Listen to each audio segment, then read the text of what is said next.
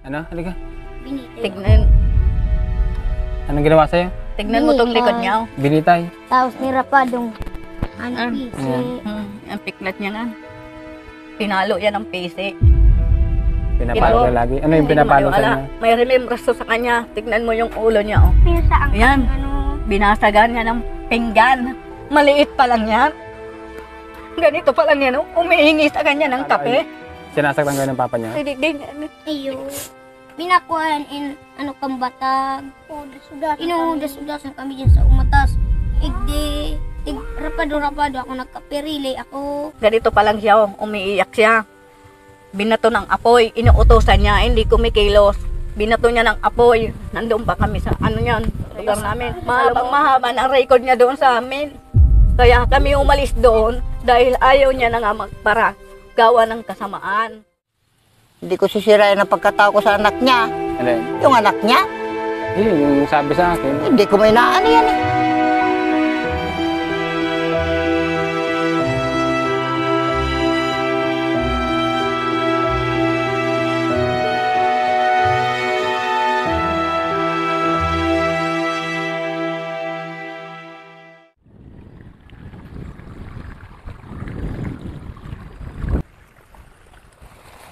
Dito tayo sa makulimlim.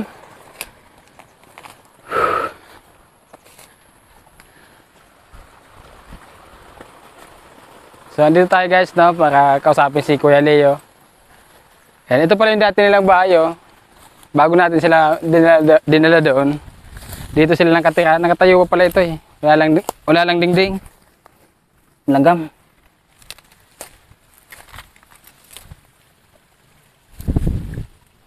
O baka binago na to. Pero dito sila nakatira dati. Ito yung bahay nila. Oh.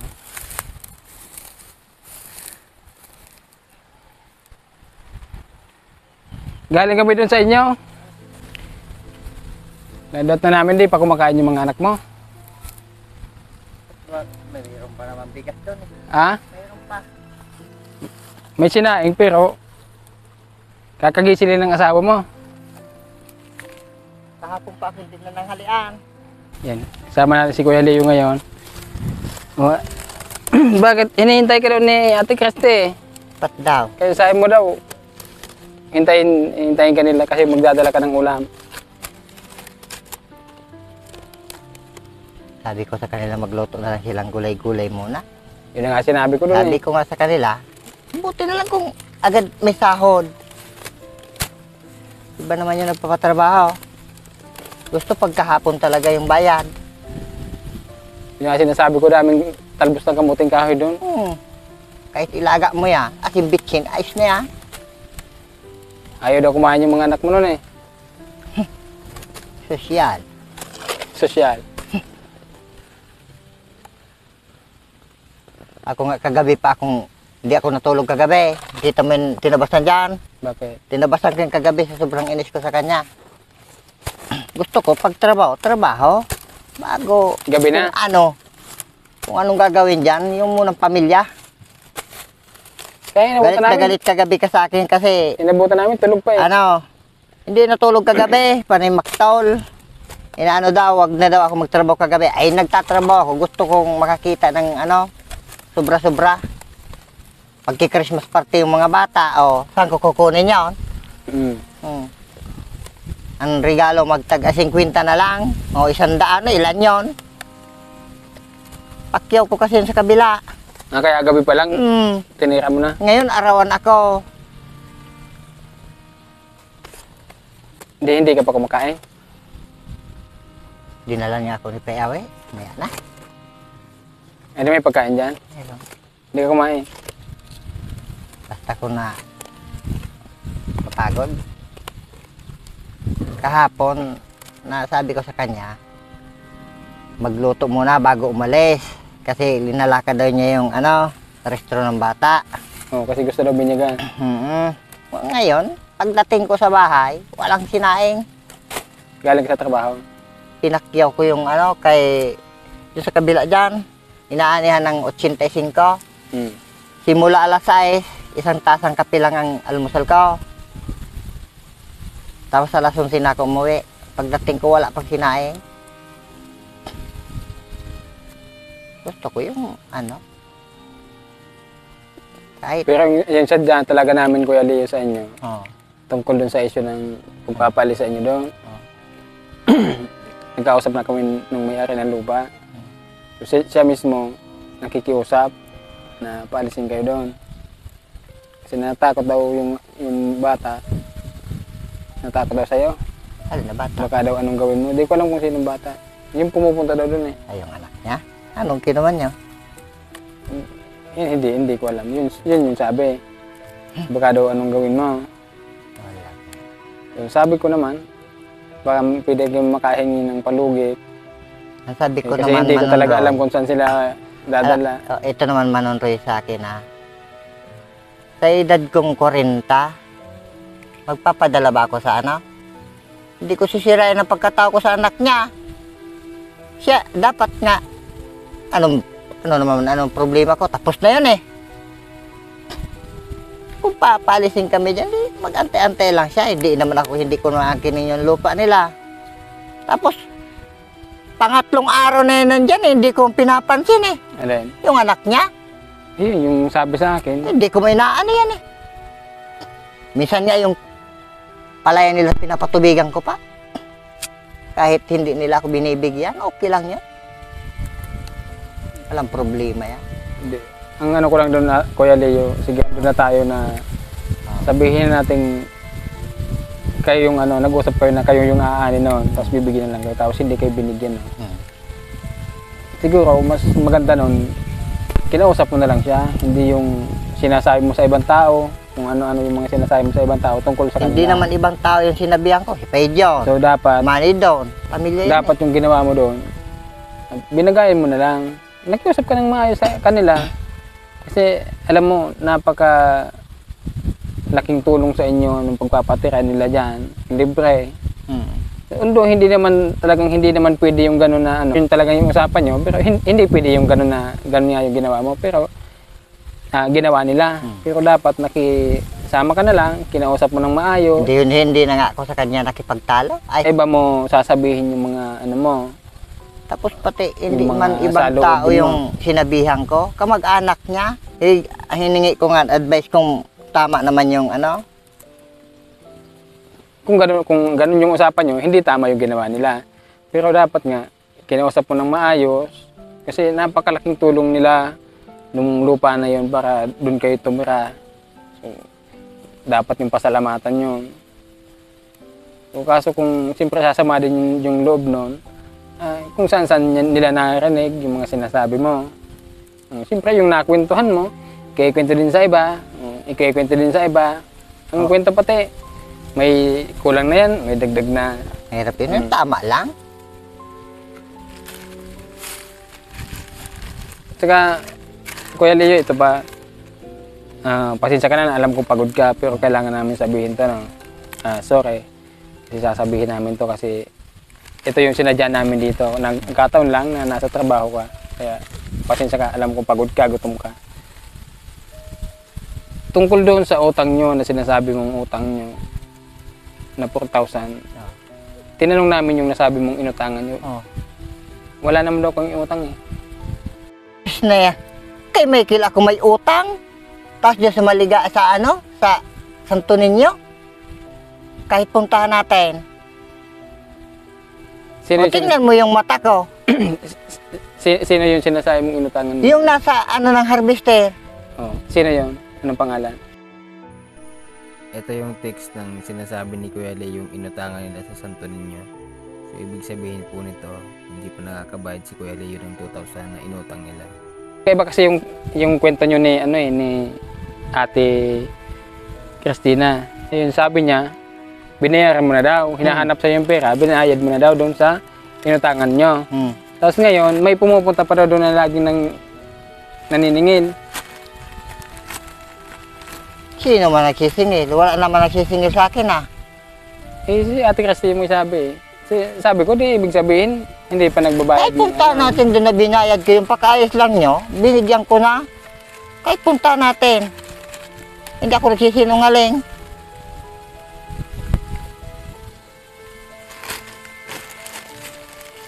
Yung inutangan mo dito, tinanong namin, yung sinasabi mong inutangan mo. Oo. May utang kayo, 800. 800 na walang 2,000 ang utang ko dyan. Di ba binigyan mo akong pera? O pagkaalis mo lang nun, nagpasanto ninyo ako kahit hapon na. E saan ko idadalhin? Di ba hindi sana ako maghihirap-hirap kung ano-anong trabaho na lang pinapasok ko? Hindi ko rin alam kung nagsisinungaling si Ate Christina eh. Galit yun sa akin eh. Kaya ganyan yan. Siguro.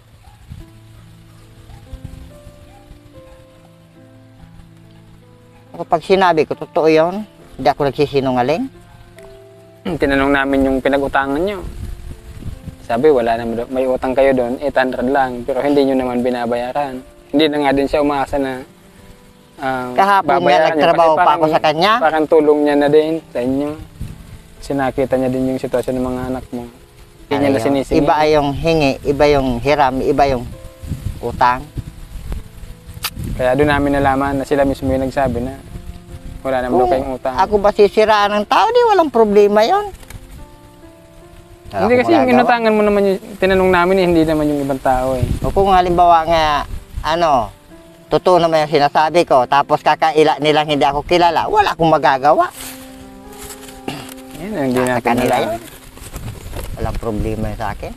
Kipay, John, anong problema mo Kipay John? Wala man.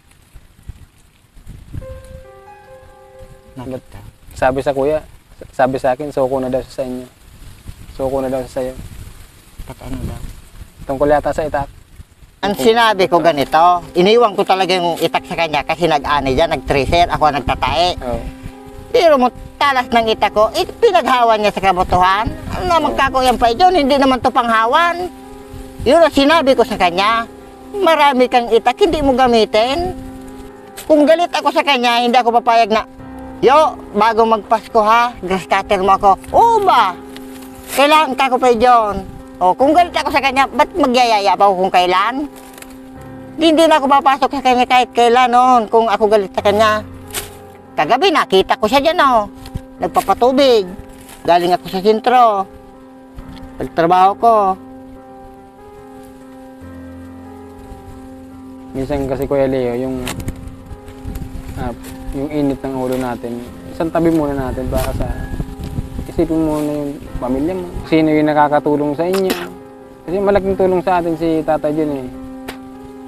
Wala kayong matitira. Totoo lang. Wala kayong matitirahan ngayon kung hindi naman dahil sa kanila. So dapat marunong tayong makibagay. Marunong tayong kung may problema kayo, makiusap ka. Kung may kailangan ka, pwede kang lumapit sa kanya. Ang kwentuhan natin, Manong Roy, baguhin natin. Kailan natin yung gigibain yung bahay? Wala akong hindi ako makapag-desisyon kung kailan gigibain yung bahay. Pero yun yung sabi, kung pwede daw, umalis na kayo dyan. Kasi sila talaga natatakot sa'yo. Hindi ko alam kung anong dapat nilang ikatakot sa'yo. Sabi ko, bigyan lang natin ng time para makalis sila dyan. Hindi ko masilayan na Kasi yung sinasabi ko sa yung lupa na hinulugan ko, kakumpisa ko pa lang kasi nung hulugan, hindi pa pwedeng tirahan. Dapat mga makalahati ko man lang, kaya pwede nang tirahan. Hindi mo mabasa ang mga utak nila. So ngayon, hindi ko talaga alam kung anong gagawin sa inyo. Wala akong pwedeng mapatirahan sa inyo. So, sa tingin ko, ang pinakamagandang gawin mo niyan, total andun pa yung bahay nyo. Makiusap ka doon sa may-ari ng lupa na kung kailangan humingi ka ng pasensya, humingi ka ng pasensya para hindi kayo paalisin doon. Yan lang yung paraan sa ngayon na naiisip ko. Humingi ka ng tawad kung may nasabi kang hindi maganda. Sabihin mo, pagpasensyahan ka na muna. Kasi mahirap, hindi ganun kadali maghanap ng matitirahan. Mahirap lang kasi, Manong Roy, yung hindi ko sinasalita, papagsalitan ako. Kasi kung init ng ulo talaga yung pairalin natin, Wala, gulo. Pero wala talaga ako na anong kasalanan ko sa kanila. Kahit ano. Kahit ako sandali. Basta ko walang kasalanan. Tuwag ako may kasalanan, takbuhan kita. Alam kong mali ako. Ikaw, Kuya Leo, sa tingin mo, di ba ang dami nyo na napuntahan? Hmm. Ano yung dahilan? Ano yung problema? Sa Ba't hindi kayo problema. tumatagal sa isang Sa lugar? problema, wala akong problema. Diyan sa Moriones, may mga kapatid ako diyan. Hmm. Ayaw ko sa kanila. Kasi ano, lahat sila mga palaway. Ayaw ko ano sa gulo. Hmm. Kaya gusto ko, mabuti na lang dito sa ano. Doon sa biyanan ko, ganun din. Biyan, nasan yun? Sa Pasakaw, Oh. kagaya din yan. Magulo. Pag nagiinuman sila nag-aaway. Ayaw ko ng ganyan. May bahay ako sa Pasakaw. Kahit maliit yon. Doon sa Kabalinada. Wala man akong bahay dyan. Saan ka tumira dati? Nasa farm ako, nagtrabaho. Yung pag-uwi kong galing Pasakaw. Pero doon kayo nakatira mag-anak. Oh, O ba't umalis kayo doon?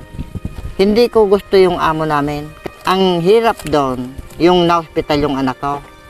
Yung bunso ko. Nasa 15,000 pa yung sasahodin ko. Hindi ako sinasahodan niya. Sinalo ako nito ni Kagawad. Yan ang tumulong sa akin.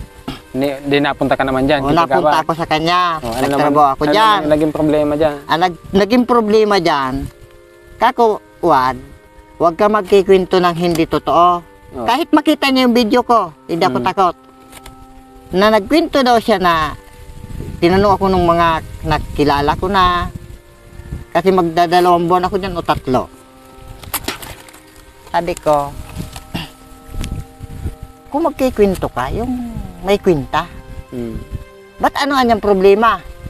Kako, may nalaman ako dyan sa labas na ako daw, kako, binubuhay mo. Tuwing linggo daw, kako, binibilahan mo ako ng pang-ulam, bigas, 1 sakong bigas. Nasasaan yun?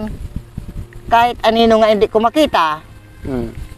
lahat yan, anong yan, yung bukid na yan, nakakutan ko yan. Nakikihakot ako kahit hindi ko kakilala yung mga tao. Nakipagkaibigan ako, nakikisama ko pakihakot. Hmm. Kaya hindi ko natiis na yung kikwento ako ng ganon. Umalis ako.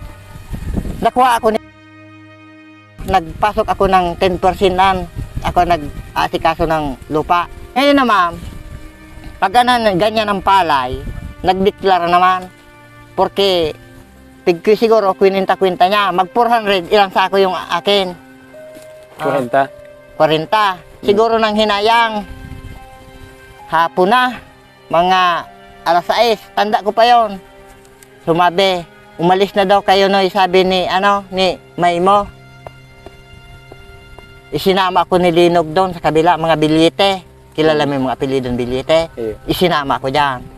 Diyan ako tumira. Umalis naman ako diyan dahil inutang kay Mano doon. Yan ang totoong nangyari. Tapos kinuha ako ni Mano doon, dito sana ako tatayo ng bahay. Nandito na yung Ano kawayan. yung bahay niyo? Hindi pa yan. Hindi pa yan? Hindi pa yan. Ayun, Sabi ni- yun doon pa. Ito, kala ko ang bait. Doon kanya tumirik ng bahay sa likod ko. Mas malawak doon, maganda paglaro ng mga bata. Maganda doon. Yun lang pala, may pakay.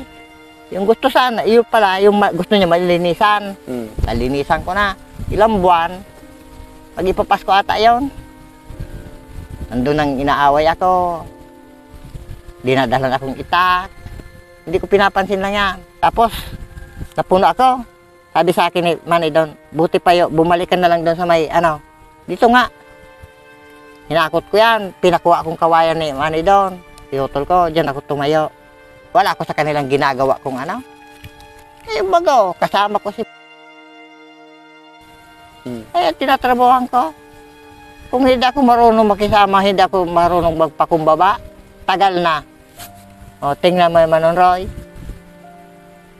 Muntik na akong tagain yan, pero sa pakiusap na trabahoan ko siya, trabaho ko. Walang problema yun. Basta wag mo akong sasaktan, okay lang yan.